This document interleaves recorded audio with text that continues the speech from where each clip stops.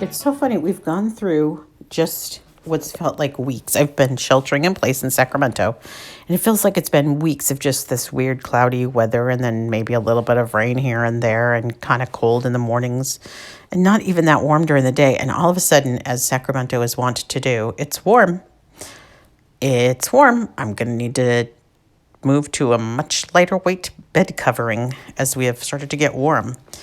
But that's good. The thing that's bad about it is, how do we not want to go outside and play? I mean, we can go outside.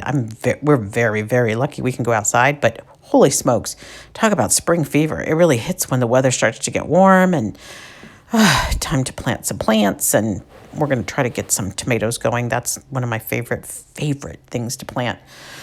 Okay, so in our last episode, we started to get into this prelim that was going on with Joe Alsip, and we saw him get his arraignment pushed and pushed and pushed and pushed, and he was facing financial consequences from needing these lawyers. And so we now are, the last article was from December 11th, when we found out that the defendant was seeking a new lawyer.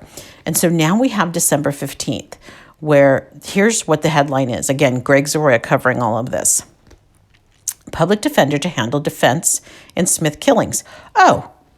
Feels like I just gave a big speech about how D'Angelo always got away with everything and has a public defender. Well, turns out that's what's going to have to happen. That's what had to happen here for Mr. Alsip as well. A Ventura developer who, and this is December 15th, guys. A Ventura developer who was charged with double homicide was declared an indigent Monday, and the public defender will represent him, even though he shares ownership in companies with property in Ventura and elsewhere. But in a rare move, Municipal Court Judge Art Gutierrez also required that a lien be placed against all that property that the defendant, Joe Alsip Jr., has an interest in. Ooh, this is so interesting to me. Okay, we're talking about dollars and cents. Look at this, in a rare move. Why is it rare? Why don't we do this more often when somebody actually has assets? Okay, so the judge has done this in a rare move. He's required that a lien be placed against all the property that the defendant, Joe Alsip Jr., has an interest in. That will assure that when liquidation is accomplished, the county can be reimbursed for Alsip's legal defense. Son of a... Okay, why? Why was D'Angelo allowed to get rid of all of his assets? We've so got to get to the bottom of this. I am going to get to the bottom of this. All right, let's continue, Jen. Public Defender Richard Irwin, who organized the County Public Defender's Office in 1966, said today he has never heard of such a move. Oh, well, look at you, Mr. Judge Gutierrez, sitting over there breaking some ground. Both actions came Monday when Irwin appeared in court on behalf of Alsip, 33, who was accused of murdering Lyman and Charlene Smith. After listening to comments about Alsip's failure to liquidate the real estate holdings he shares with other businessmen, Gutierrez declared Alsip indigent and appointed Irwin's office to represent him. Now he failed to liquidate the real estate holdings. Now that seems a little premature when he's not convicted yet. I don't know that he should have to liquidate. I like the idea of a lien because then that goes into place if he is convicted. But if he's not convicted, then it seems reasonable that the public defender would defend him. This is all new stuff to me. We'll see where we go here. Okay, let's see. Alsip, who shared ownership of a development company with Smith at one time, was under investigation by police within weeks of the slayings, but he was not arrested until November 20th, 1981. Charged with 2 counts of first-degree murder, Alsip faces a possible death penalty if convicted. In his 5th court appearance since his arrest, Alsip has yet to be arraigned pending appointment of an attorney. Alsip also, so this is just to get an attorney, guys. This isn't even his arraignment yet. He's just back in court now on the 15th just to get this attorney stuff figured out. Alsip told Gutierrez that he has not been able to pay for private defense counsel. Well, Your Honor, as you know, the economy is not too good right now, and being able to liquidate my real estate assets is very difficult, Alsip said. Ventura attorneys James McAnally, who was among a handful of attorneys who were approached to represent Alsip, said that Alsip might be able to liquidate his holdings eventually. But McNally said Alsip needs a full-time attorney immediately who is prepared to devote considerable time to a case that is particularly involved. I'm just dying to know why it's so involved, but okay, we'll find out. Here we go. There are some 1,900 pages of police reports pertaining to the case, and it has ramifications that go out of the United States, McNally told the judge without elaborating. Well, of course it does. Why wouldn't it be complicated? A proper defense would require a full-time investigator willing to spend a year on the case, 5 or 6 kinds of experts to testify, and a full-time attorney, McNally said. I don't see where today he, Alsip, comes within a country mile of retaining a necessary defense team, McNally said, adding that he felt like the defendant qualified for public defender. I'm smiling because he just used another country. This is the Iowa guy, right? And I already had to apologize for just taking out Iowa with that down-home approach, but he just said he doesn't come within a country mile of retaining a necessary defense team. This is kind of adorable. Alsip commented that he had no problem with the judge's condition of a lien, but he explained that there may be some difficulty since he has only a partial interest in the property, sharing ownership with his business partners. The main thing I'm concerned with is that there is not a liquidation and that the county is just not left standing out in the cold, said Gutierrez. Wow, what an advocate judge here. Look at him. Irwin said this morning that he would explore with General Counsel Dorothy Schechter, County Counsel Dorothy Schechter, the procedure of placing a lien against the property. The judge scheduled the arraignment for Monday. Oh, let's see. Do you think there's an arraignment coming on Monday? But first, we're going to have an article on the next day, on December 16th. Does this wrap around? No. Lawyer named to represent Smith Killings suspect. Now, they're still doing that hyphenated Smith Killings thing, which is just so weird to me. Lawyer named to represent Smith Killings suspect. A 34-year-old attorney on the public defender Richard Irwin's staff has been selected to represent Joe Alsip. Deputy Public Defender Lawrence Noble, who has been in Irwin's office since September 1980, will work full-time in preparing the defense for Alsip, who faces 2 charges of first-degree murder. The prosecutor is Deputy District Attorney Pete Gasoris, a senior member of the District Attorney Michael Bradbury's office, who has successfully prosecuted several major murder cases.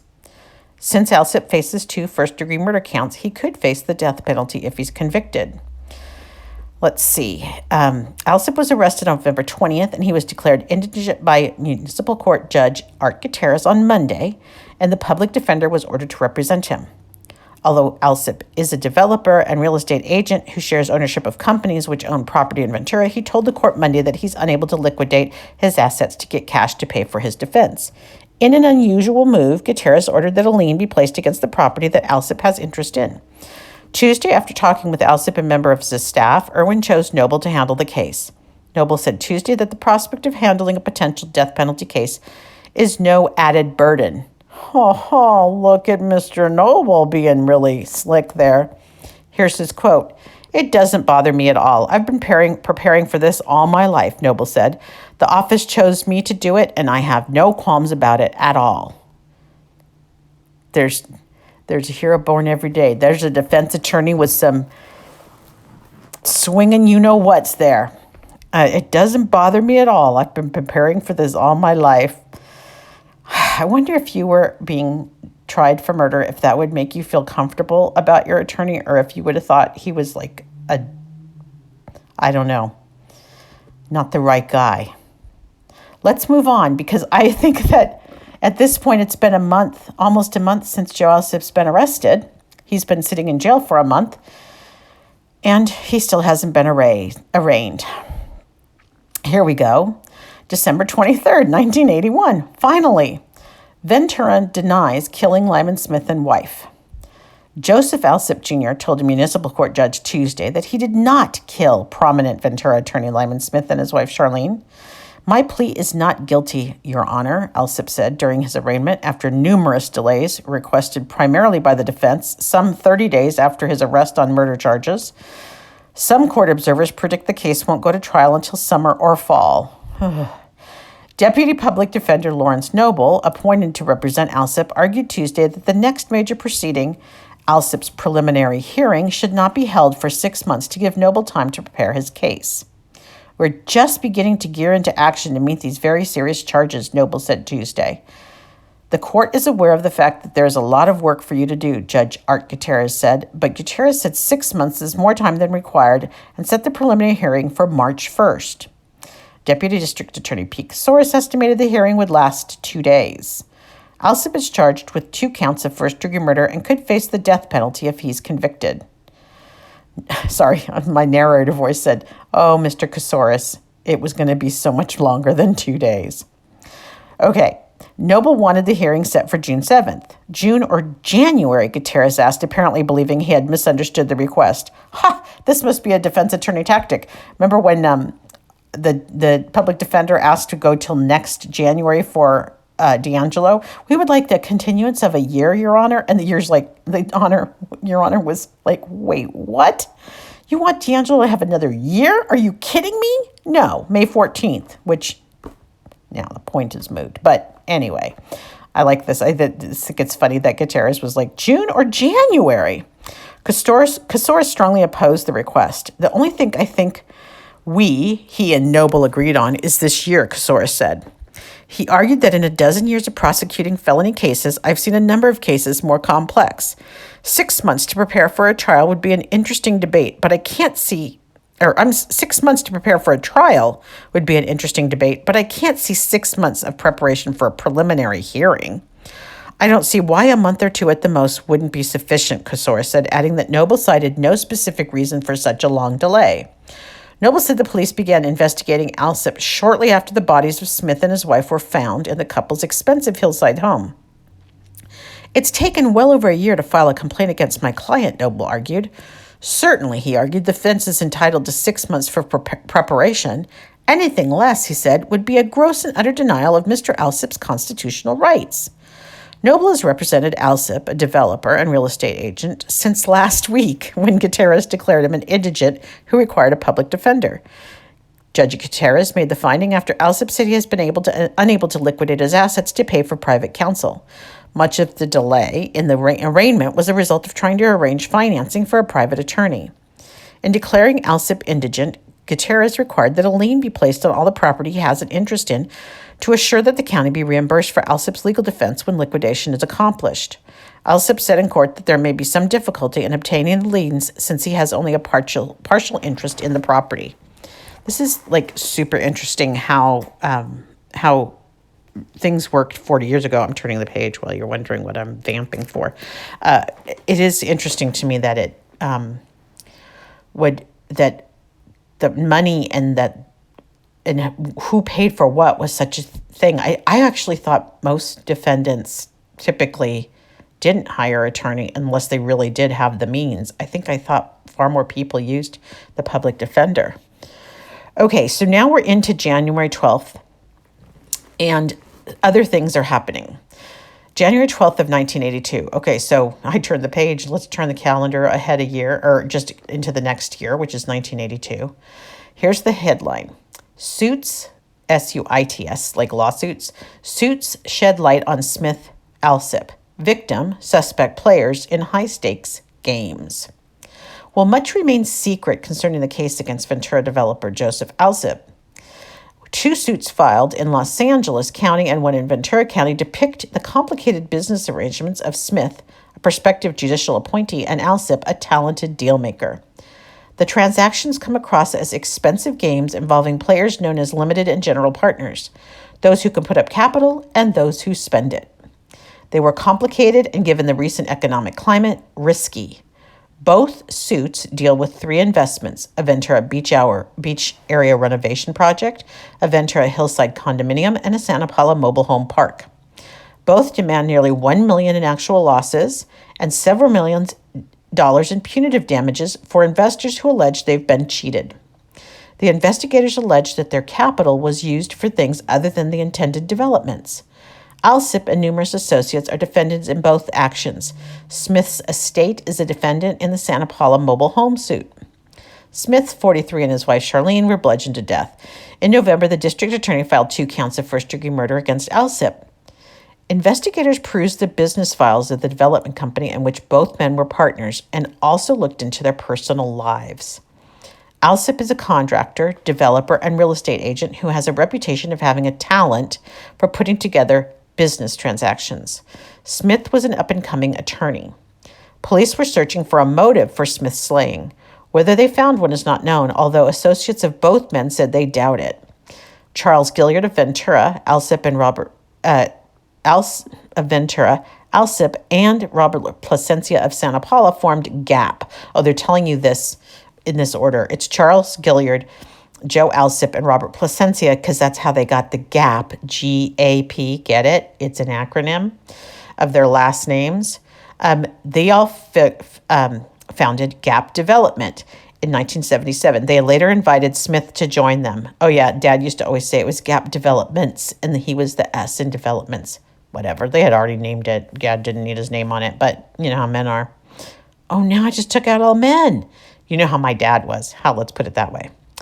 The company split up in late 1979, but the breakup was reportedly an amicable one, spawned in part by disagreements over tax problems with the IRS and over business management. Now, how could they say it was reportedly, but the breakup was reportedly an amicable one, but that's not, I guess the split up was spawned by the disagreements, but it was an amicable breakup? Interesting, because they have these problems with the IRS and the business management. Placencia and Smith went their own ways, forming a development company that was just getting started when Smith was murdered. Among the ventures of the four partners in GAP and the two other men, now we have more people, guys. This just got even more complicated. Carol Courtnier is a man. Carol Courtnier and Edward Skiffstrom. Strom was the development of 22 acres in Santa Paula into a 130-unit condominium mobile home park.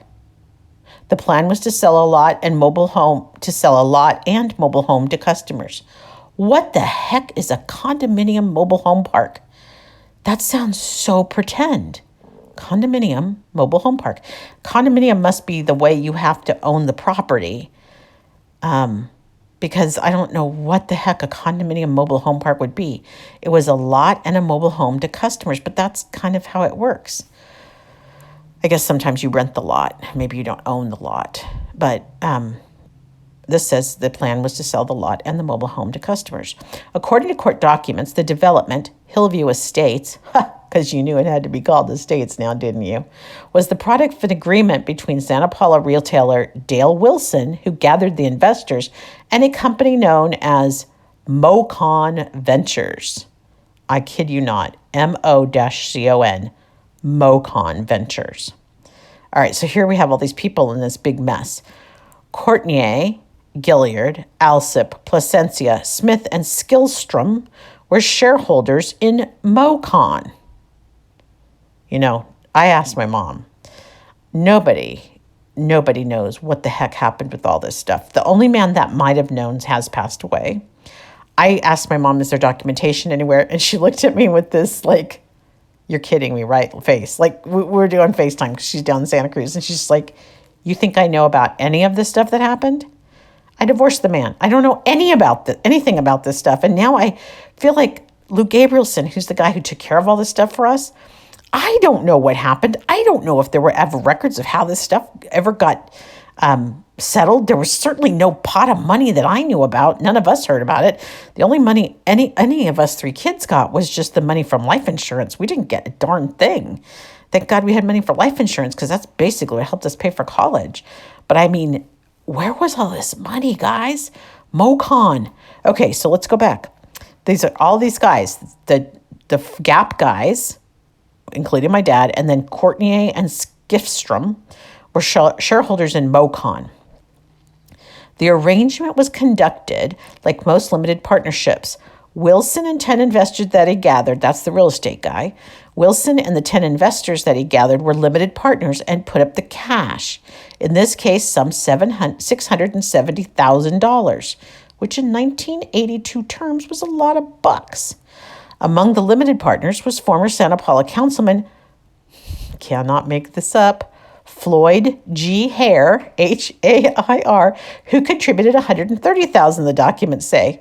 Why did a Santa Paula city councilman have $130,000 to throw down? MoCon did much of the legwork, providing plans, drawings, and engineering for the project. The general contractor for the plan was Gap. As part of the agreement, Wilson obtained a $2 million construction loan from Security Pacific National Bank. In limited partnerships, those who put up the money are the first to earn any return. MoCon could start counting its take only after there was a profit, and then it would split those funds with Wilson. The Ventura County suit filed by Wilson and his limited partners last week alleges that some $350,000 from the construction loan was siphoned away for purposes other than the mobile home park. Oh my God. So 350,000 of the 2 million and the rest of it, 2 million and the 670,000. Okay, so we're out $2.7 million. That's how much is already being thrown around here. And 350,000 is missing. The suit demands that the money from MoCon and the suit demands that money from MoCon and alleges fraud and conspiracy. The suit accuses Security Pacific of allowing improper disbursements of the construction loan. Apparently concerned that Security Pacific will foreclose on the mobile home property because of loan payments haven't been made, Wilson is seeking a court order prohibiting such action. Ooh, if they foreclose, that means everything will be lost.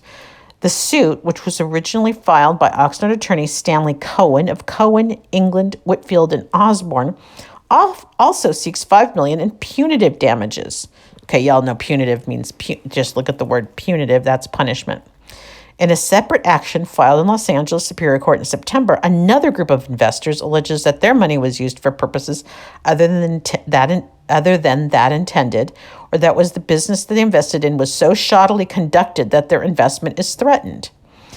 This suit was filed by Los Angeles attorney Peter Stoll on behalf of 21 individuals or couples, several of whom live in Ventura County, and it says they put up investments ranging from $10,000 to $40,000 each in 2 deals.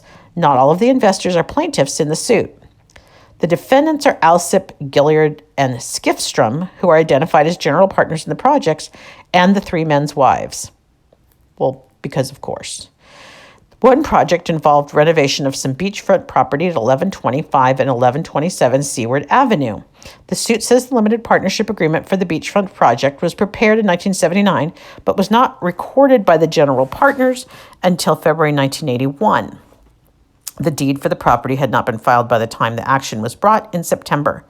Stoll is the attorney that's for the people in Los Angeles, all those investors, alleges that the investors' funds were invested elsewhere during the lag time. The other part of the suit involves investments in a condominium project. The investors allege that the development has been handled in such shoddy fashion that their investment is threatened and they want their money back.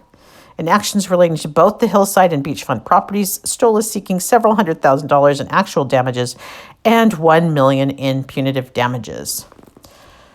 Okay, for those of you playing the home game, has anybody been adding all this up? Because this is so much money, and I just don't know where all the money went. And I remember Bob Placencia a lot. He was a big guy, big, happy guy, super kind, super friendly, but I have no idea what kind of businessman he was because, kid. So I really don't remember. But it's pretty amazing to me that all this was going on and that I don't know what happened to all of it. Like, we don't have an accounting of it. So, there you go. Live and learn. This is the craziness that's going on. Okay, so now there's a little pivot that's happening here. And I'm sorry, I'm just looking to see what's the easiest way to get into this because I'm going to go through this next article. It kind of sets up where we're headed with this prelim. So that's all just intrigue and more nonsense and more complexity and everything. But meanwhile, Joe's in jail, and now it's January 20th. So I don't know when the prelim's going to happen because that date didn't get set yet. And I don't know when they're going to set it, but I guess we'll find out. But let me get into this one article because it's nice foreshadowing of where we're headed. Here we go. It's January 20th now, which is often the day the State of the Union happens, or really close to that. So in 1982, that was not an election year. We had Ronald Reagan as president, And for all you youngsters who don't know who he was, yeah, his wife believed in psychics. That was kind of cool. Okay, so Ventura minister may hold the key to Smith killings. Oh, intrigue. Let me say that again. Ventura minister may hold the key to Smith killings. And there is a photograph of a man who is the Reverend Donald Mikel, and there is Joseph Alsip, and in the photograph, Mikel is on the left, and Alsip is on the right, and the caption says, "I have to assume he is a witness for the prosecution," says defense attorney Richard Hannawalt of the Reverend Donald Mikel, who told the police about something he learned while talking with Joseph Alsip Bright, accused of murdering Lyman and Charlene Smith. Ooh, new names, new everything. Here we go. And once again, Greg Zaroya. A minister at one of Ventura's largest churches may be a key prosecution witness in the case against Joe Alsip Jr., who is charged with the 1980 bludgeoning slayings of Lyman and Charlene Smith. It's been more than a year since the Reverend Donald Mikel, a soft-spoken man whose specialty is ministering to troubled husbands and wives, heard what may have been an admission from Alsip. According to Ventura attorney Richard Hannawalt, who represents Alsip and talked about the case in an interview this week. Did we even learn when Hannawalt joined this party? Because, by the way, this Hannawalt guy is hella colorful. And this is a private attorney. So maybe we're going to find out how Hannawalt got in here. But this is happening on January 20th. And I'm not seeing that I have an article in here that I can find about when Hannawalt got involved. But that's okay. We'll catch up on that part. While providing no details of the alleged admission, Hannawalt dismissed it only as a silly figment of Mikel's imagination. Reverend Mikel's connection with the case has been verified by a handful of past and current ministers of the Ventura Missionary Church, where Mikel, 58, is an associate pastor in charge of family and marriage counseling. Very few people in the church are probably aware of the pressure that Don Mikel has been under, said the Reverend Leonard DeWitt, who headed the Ventura Missionary Church until August, when he became president of the Missionary Church Association and moved to Indiana. We wanted to keep a low profile and not draw any attention to Don himself because the pressure has been enormous, said DeWitt. When told of Hannawalt's comments regarding Mikel and his criticism of Mikel's value as a witness, Deputy District Attorney Pete Casoris said little. The only comment I would make is that we furnished Mr. Hannawalt with the police reports and statements by witnesses, so he has a substantial amount of information, said Casoris, who is prosecuting Alsip. But I wouldn't want to make any comment about his assessment of the case that the prosecution has. The prospect of a minister providing police with information obtained during a counseling session raises the issue of ethical and legal confidentiality. According to DeWitt, Alsip signed a waiver allowing police to talk to Mikel. Hannawalt acknowledged such a waiver exists but declined to talk about it. Mikel has refused to discuss details of his involvement with the case. I just made a commitment to myself that I will not discuss any of the details, said the minister. If I will testify, it obviously would become public information. When pressed about confirming or denying his involvement in the case, Mikel said, "I have no denial." At the close of an interview this week, Mikel was asked if an issue in the case might be whether Mikel understood Alsip's commitments during the meeting between the two in 1980. Mikel said simply, "Very likely." Oh my God, I so screwed up that paragraph. Hang on a second. At the close of an interview this week, Mikel was asked if an issue in the case might be whether Mikel misunderstood Alsip's comments during the meeting between the two in 1980. Mikel said simply, "Very likely." Married and the father of 4 adult children, Mikel has lived in Ventura since he came to the missionary church 5 years ago.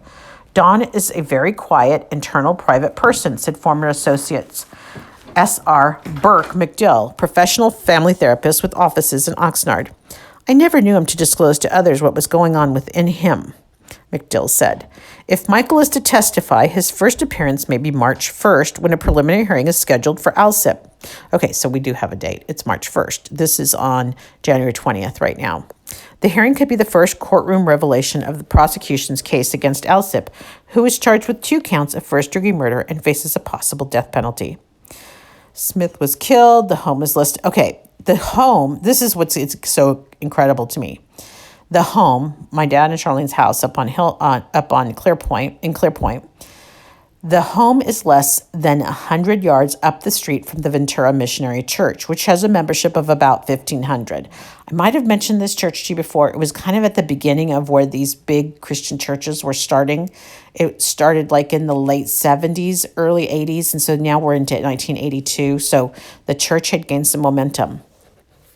Police focused their attention on several suspects during the weeks after the killing, and Al Sips, who shared ownership of the development firm with the Smiths at one time, was among those suspects. Hannah Walt, again, this is Al Sips' attorney, Hannah Walt, believes that Michael's statements, to which he gives little credence, spurred a stalled police investigation into higher gear. Don Mikel, I have to assume, is a witness for the prosecution, said Hannah Walt.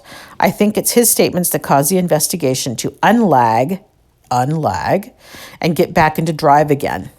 Unlag is a weird word. Hannah Walt, who took Al Sips' case earlier this month, admitted during an interview this week that he has not yet read the voluminous police files pertaining to the criminal investigation.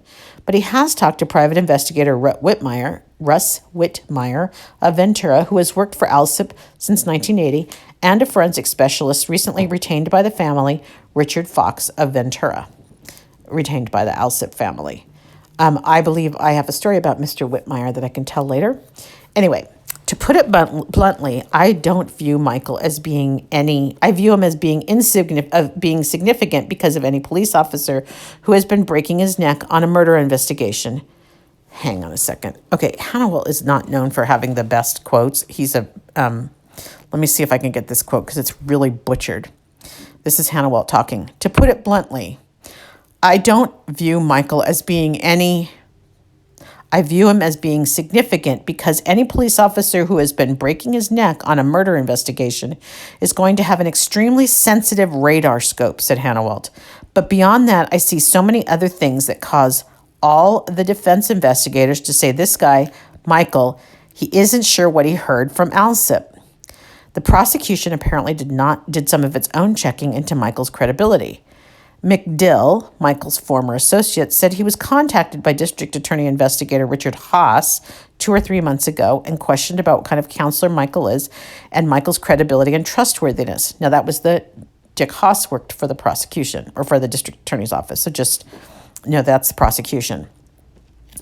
In particular, McDill, that's Mikel's former associate, was asked why Mikel might hesitate for a time before telling authorities about some crucial information.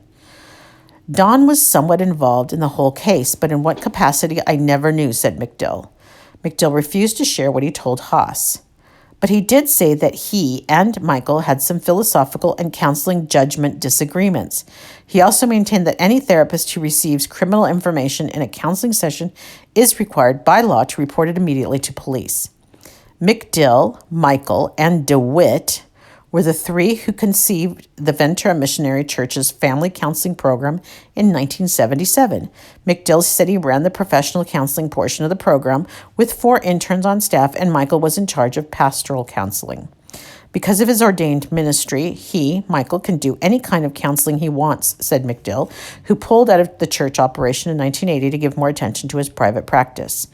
Mikel, was seen by his clients to be a very good pastoral counselor, said McDill. They all valued what he stood for and said. Okay, so we're going to stop there, but that's the foreshadowing. This guy, Mikel's going to be an important character in this story. Interestingly enough, I also happen to have cut out a letter to the editor because that was a big deal back then. You just didn't get on Twitter and flap your jaw or, cut people down. You had to put your name on the letter. You wrote a letter to the editor of the paper. You had to be willing to sign it. So this was signed by Mike Meriwether of Ventura, and it's called Objects to Story. Editor of the Star Free Press, I was very disappointed in your decision to feature Ventura minister may hold key to Smith killing as a front page story on January 20th. This article consisted mostly in speculation, and while I understand your wish to sell newspapers, I found it highly objectionable that your writer so blatantly disregarded Don Mikel's wish not to have unnecessary attention drawn to him, considering the enormous pressure he is feeling about the case. Ironically, the article actually seemed to put Pastor Mikel on trial.